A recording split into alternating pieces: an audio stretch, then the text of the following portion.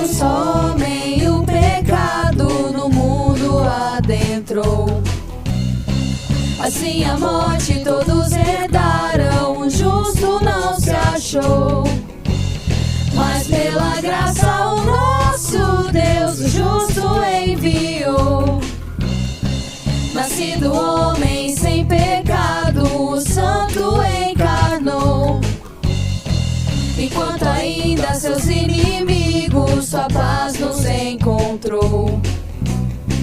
Foi pela morte do seu filho, seu sangue nos lavou. Por um só homem a morte já não pode mais reinar. Porque procuram entre os mortos ao que vivo está. Quem é esse que venceu a morte?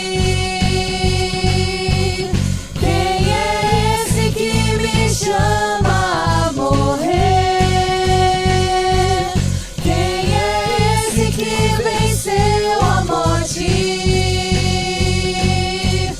Quem é esse que me chama a morrer? Ele é o Alfa e o Ômega, o início e o fim, o Cordeiro Santo, justo, redentor.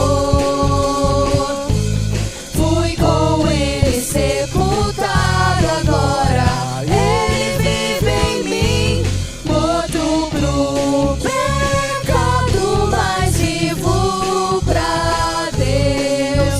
A morte da morte na morte de Cristo, morte da morte na morte de Cristo, a morte da morte na morte de Cristo, a morte da morte na morte de Cristo, a morte da morte na morte de Cristo, a morte da morte na morte de Cristo, a morte da morte na morte de Cristo, a morte da morte na morte de Cristo.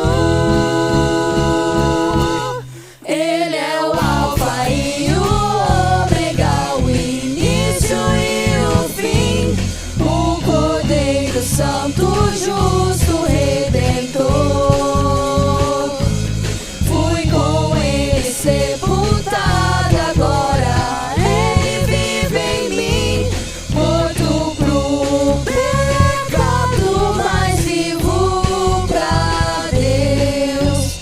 A morte da morte na morte de Cristo, a morte da morte na morte de Cristo, a morte da morte na morte de Cristo, a morte da morte na morte de Cristo.